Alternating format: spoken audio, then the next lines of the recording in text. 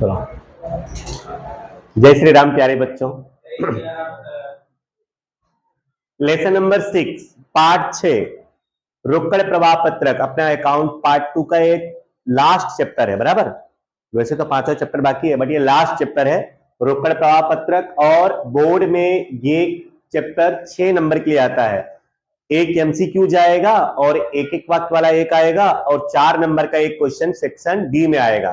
बराबर, इस तरह से टोटल 6 नंबर का ये चैप्टर है रोकड़ प्रवाह पत्रक। चैप्टर के नाम से ही आपको पता चल रहा होगा।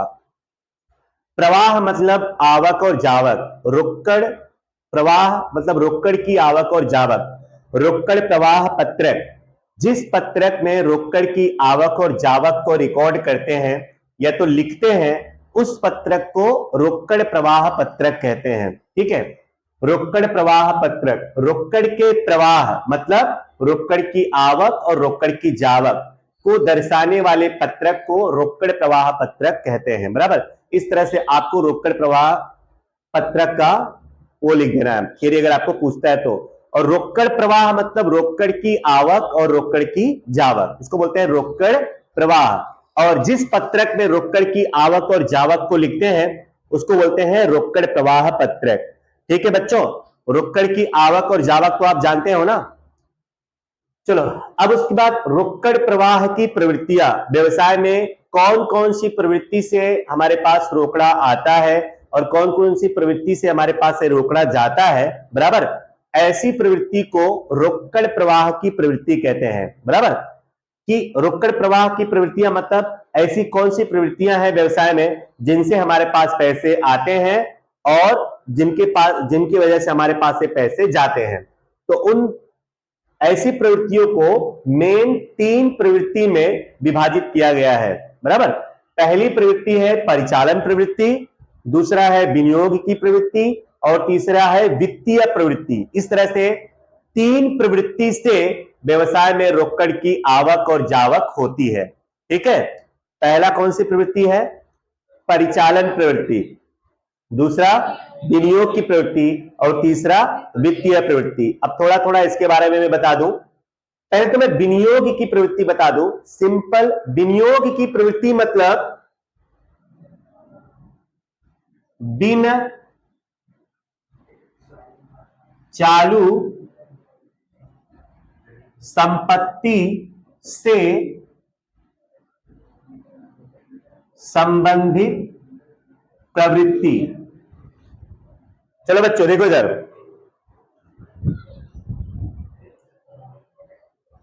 विनियोग की प्रवृत्ति का मतलब होता है बिन चालू संपत्ति से संबंधित प्रवृत्ति। देखो, बिन चालू संपत्ति आप लोग अच्छे तरीके से जानते हो।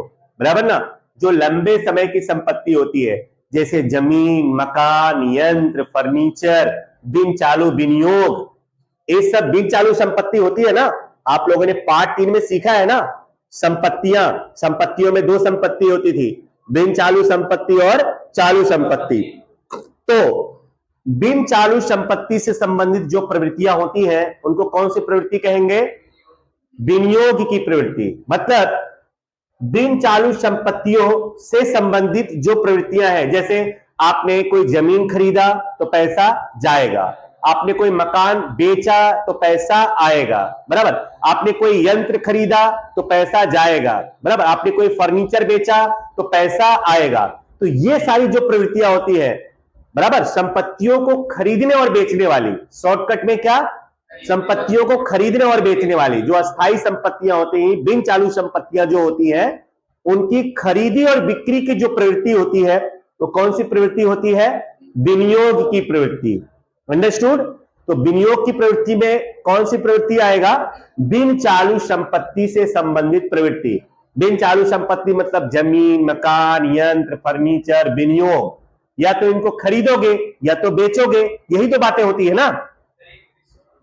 हाँ, दृश्य संपत्ति, अदृश्य संपत्ति, चाहे जो खरीदो बेचो।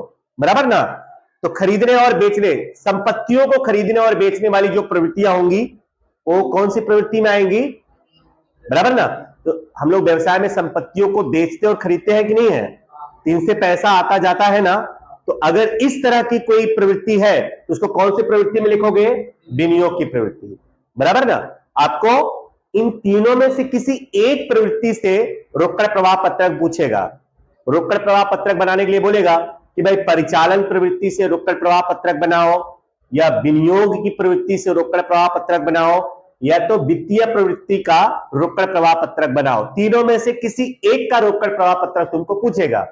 तो अगर विनियोग का पूछा है तो विनियोग वाली चीजें उसमें लिखेंगे, वित्तीय पूछा है तो वित्तीय वाली चीजें उसमें लिखेंगे, और परिचालन का पूछा है तो परिचालन वाली चीजें उसमें लिखेंगे। ठीक है, तो हमने विनियोग की प्रवृत्ति सीख ली। समझ गया आप लोग को? जो संपत्तियां होती हैं उनको खरीदने और बेचने की जो प्रवृत्ति होती है वो कौन सी प्रवृत्ति होती है? विनियोग की प्रवृत्ति, बराबर। अब आ जाओ वित्तीय प्रवृत्ति में बता दे रहा हूं। वित्तीय प्रवृत्ति मतलब तीन चीज उसके लिए आपको याद रखना है। आपको याद रखना है शेयर, फिर आपको याद रखना है डिबेंचर, फिर आपको याद रखना है बैंक लोन। क्या याद रखना है? लोन। तो बेटा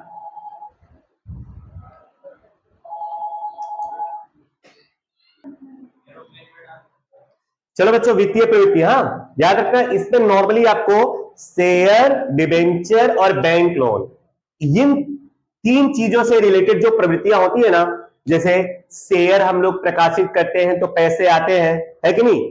डिबेंचर प्रकाशित करते हैं तो हमारे पास पैसे आता है, फिर अगर डिबेंचर का पैसा वापस कर देते हैं तो पैसा हमारे पास से जाता है।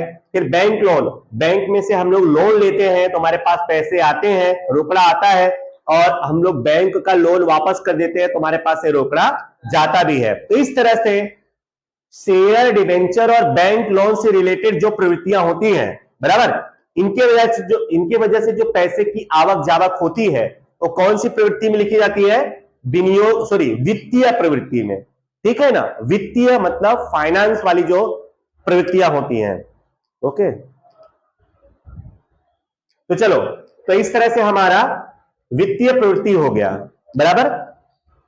तो विनियोग की प्रवृत्ति में बिन चालू संपत्तियों की खरीदी और बिक्री, मतलब संपत्तियों की खरीदी और बिक्री वाला जो प्रवृत्ति होगा उसको विनियोग की प्रवृत्ति में लिखोगे।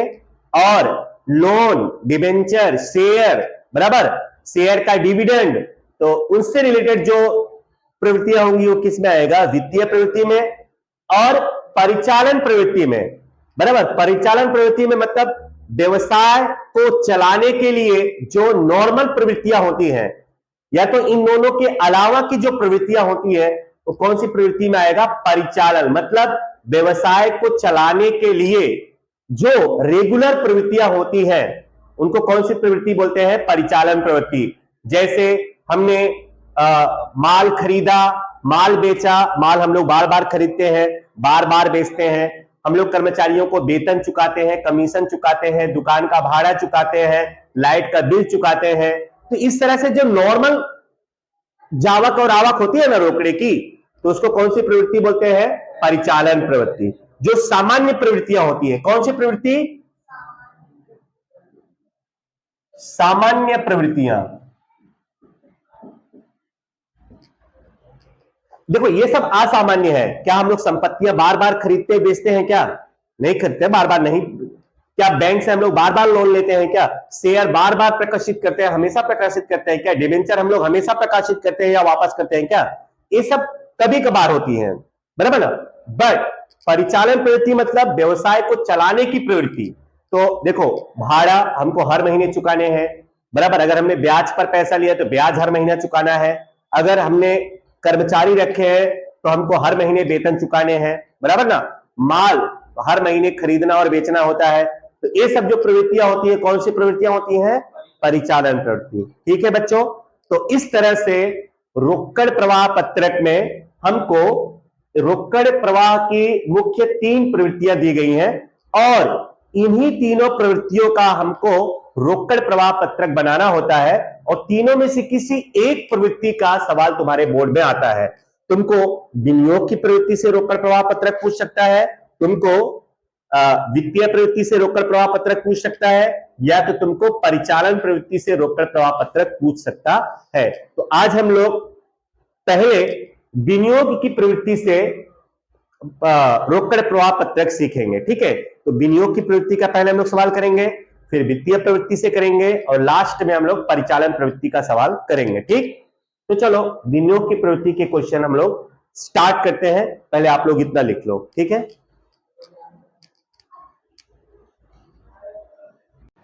चलो प्यारे बच्चों, क्वेश्चन नंबर 18। तो हम लोग विनियोग की प्रवृत्ति से पहले क्वेश्चन चालू करेंगे। तो देख लो रोकड़ प्रवाह पत्रक बनता कैसे है, ठीक है। रोकड़ प्रवाह पत्रक इस तरह से बनता है। आपको जिस प्रवृत्ति से बोलेगा ना रोकड़ प्रवाह पत्रक, आपको ऊपर हेडिंग में वही लिखना है। इसमें बोला है विनियोग की प्रवृत्ति से रोकड़ प्रवाह पत्रक तैयार करो, ऊपर लिखेंगे विनियोग की प्रवृत्ति से उद्भव रोकड़ प्रवाह पत्रक। विनियोग की प्रवृत्ति से, देख लो नीचे दी गई जानकारी के आधार पर विनियोग की प्रवृत्ति से उद्भव रोकड़ प्रवाह पत्रक की गणना कीजिए, ठीक है बच्चों। तो सुनो, तो विनियोग की प्रवृत्ति में मैंने आप लोगों को बताया है सिर्फ बिन चालू संपत्ति से संबंधित प्रवृत्तियां ही लिखी जाती है ना, ठीक है। तो चलो सबसे पहले गैर चालू विनियोग का विक्रय आएगा ना यहां पे। गैर चालू मतलब बिन चालू, गैर चालू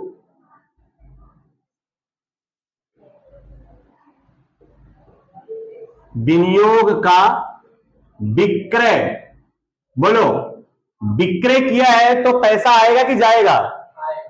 आएगा तो प्लस कितना? 88,000। फिर उसके बाद जमीन की खरीदी, पैसा आएगा कि जाएगा? जाएगा तो माइनस, यहां आप लिखेंगे जमीन की खरीदी कितना? 1,48,000। ये कोष्टक लिखेंगे, जो माइनस वाला होगा उसको कोष्टक में लिखेंगे। नेक्स्ट यंत्र की खरीदी, इसमें पैसा आएगा कि जाएगा? जाएगा तो ये भी क्या होगा? माइनस।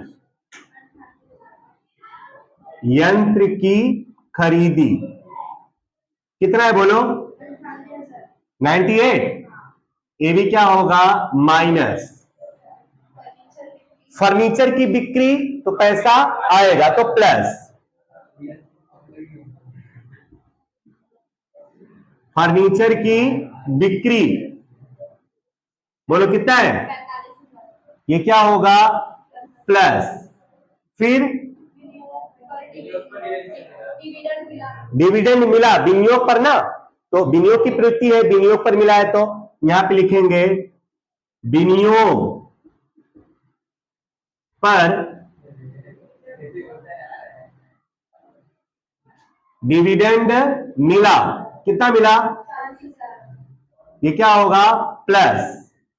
प्लस होगा तो ब्रैकेट में नहीं लिखना है। फिर उसके बाद ख्याति का चुकाया, तो पैसा जाएगा ना, ख्याति का चुकाया है तो ख्याति का चुकाया कितना? ये क्या होगा? माइनस। चलो कैलसी आप लोग ले लो, माइनस।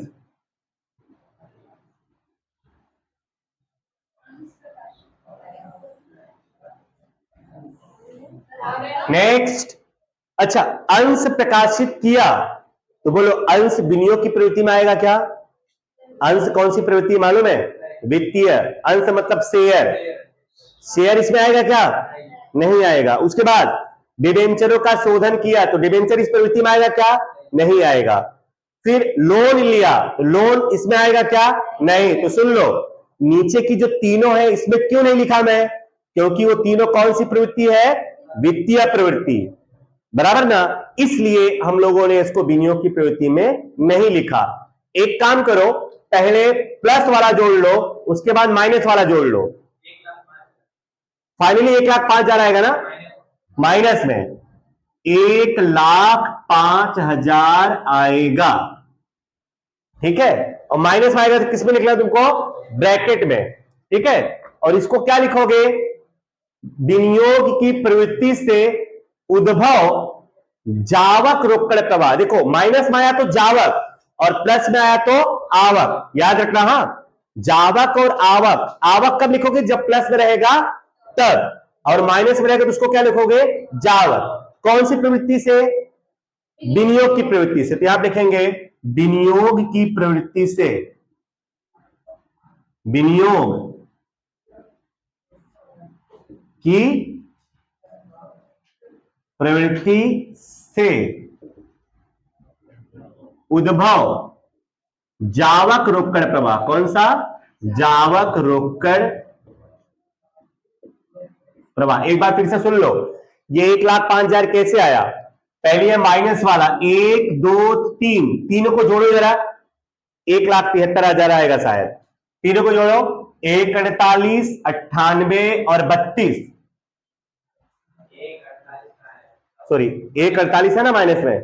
पहले माइनस वाला जोड़ो, माइनस वाला है 2,78,000 माइनस वाला, और प्लस वाला कितना है 88 45 और 40, शायद 1,73,000 होगा।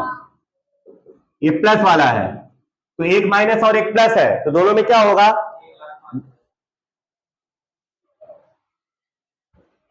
आंसर क्या आएगा, -1,05,000।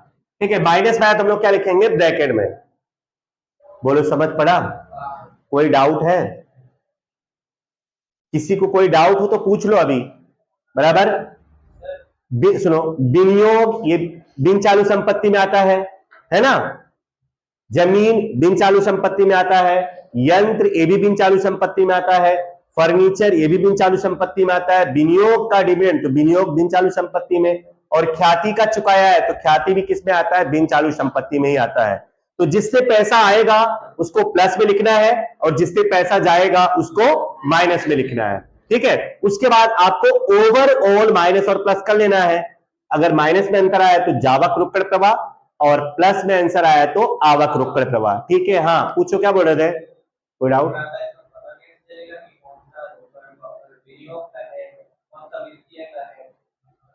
तो मैंने अभी थोड़ी देर पहले आपको बताया नहीं, विनियोग में क्या आएगा,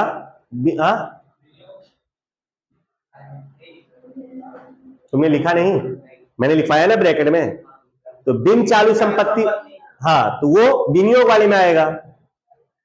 अब समझ पड़े, तो बिन चालू संपत्ति वाले तो है ये तो नोट लिखना हो तो नोट लिख लो।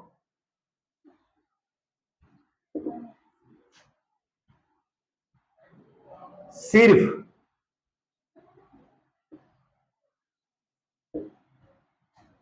बिन चालू संपत्ति से संबंधित प्रवृत्तियां ही विनियोग की प्रवृत्ति में लिखेंगे, यह तो लिखते हैं। सिर्फ बिन चालू संपत्ति से संबंधित प्रवृत्तियां ही विनियोग की प्रवृत्ति में लिखते हैं। तो देखो ये विनियोग की प्रवृत्ति है, और इसमें देखो सारी चीजें कौन सी वाली है, बिन चालू संपत्ति वाली है। क्लियर और नॉट, तो लिख लो बच्चों, पहला क्वेश्चन हो गया हमारा।